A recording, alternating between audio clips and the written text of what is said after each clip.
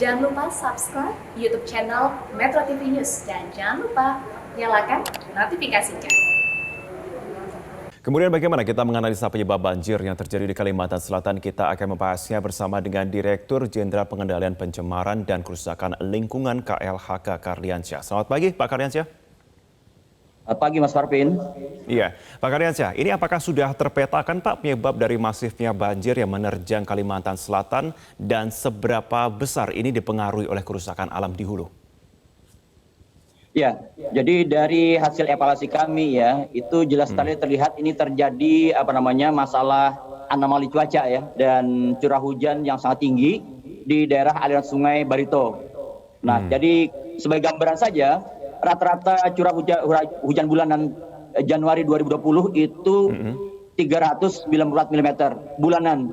Sementara Januari, jadi 9 sampai 13 Januari 2021 itu di Barito itu 469 mm atau 115,25 mm per hari. Jadi terjadi kenaikan 8 sampai 9 kali lipat curah hujan. Itu yang pertama.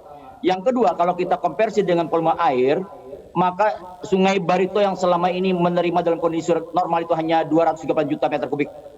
Itu dipaksa untuk menerima air sebesar 2,08 meter kubik.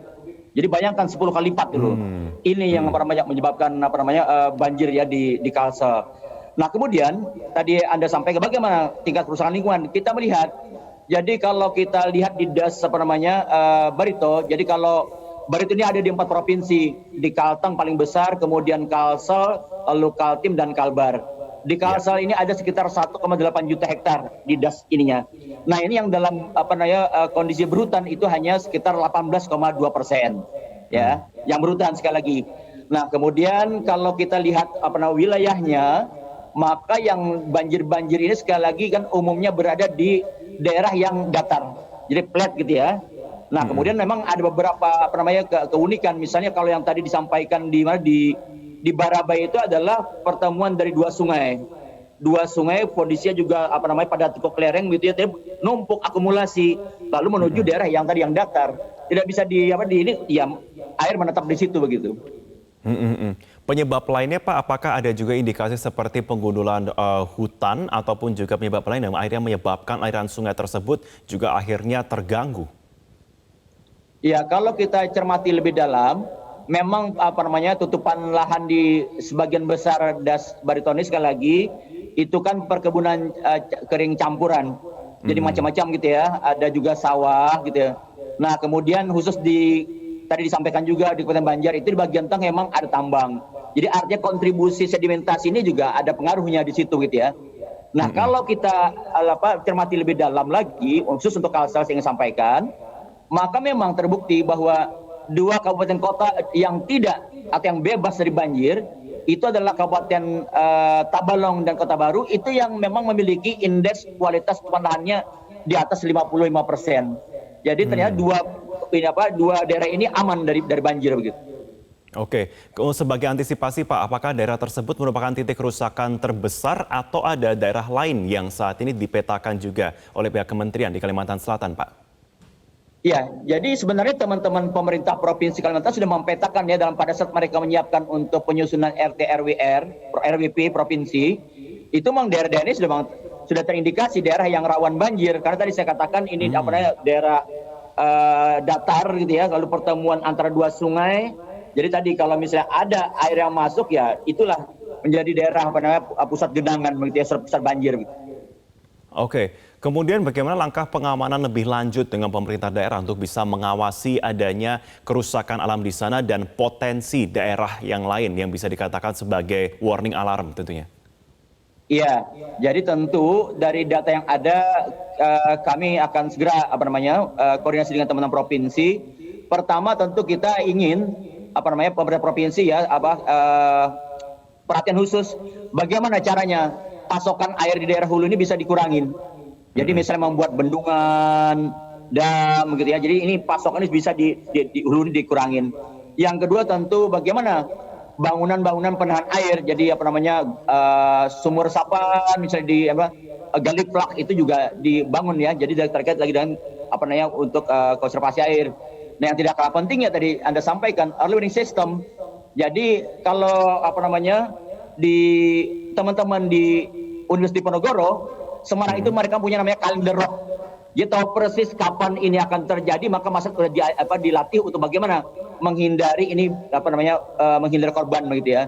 Juga ada aplikasi curah hujan, tahu persis tanggal sekian bulan sekian berapa ininya. Jadi ini sudah upaya-upaya untuk penjagaan begitu.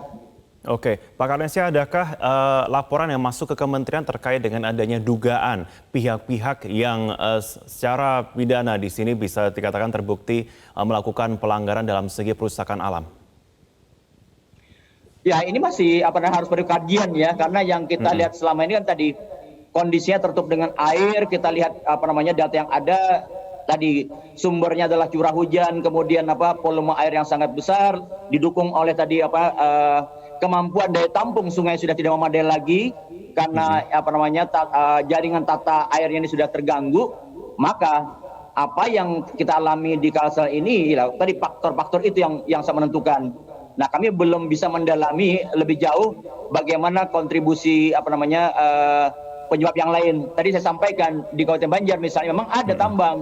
Tapi kalau kita lihat luasan kecil ya, tetapi tadi sekali lagi ini tentu perlu kita evaluasi lebih jauh. Oke, terakhir Pak Karyansyah, apa langkah jangka panjang tentunya dari Kementerian kepada Pemprov untuk bisa benar-benar mengantisipasi karena saat ini curah hujan pun juga terpantau dari BMKG masih cukup tinggi? Ya, jadi untuk belajar dari apa yang terjadi di Kalsel ini kita melihat ada dua sumber. Pertama dari sumber dari atas dari hulu, kemudian dari hilir juga rob terjadi. Jadi kalau kita lihat Banjarmasin sampai sekarang itu masih tergenang beberapa bagian gitu ya, karena juga pasang naik ini dari muara sungai gitu ya.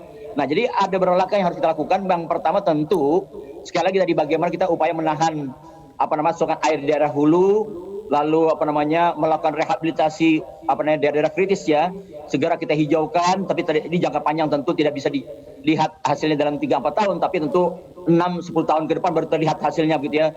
Kemudian di pesisirnya juga harus ada penataan wilayah pemukiman di mana di bantaran sungai, di bantaran pantai ini harus dirapikan. Yang tidak kalah penting juga adalah rehabilitasi wilayah-wilayah yang rusak di wilayah pesisir ya. Jadi misalnya rehabilitasi mangrove begitu juga tadi bagaimana masyarakat diedukasi untuk siap menghadapi kondisi alam seperti ini. Baik, terima kasih Direktur Jenderal Pengendalian Pencemaran dan Kerusakan Lingkungan KLHK Karyansyah sudah bergabung bersama kami.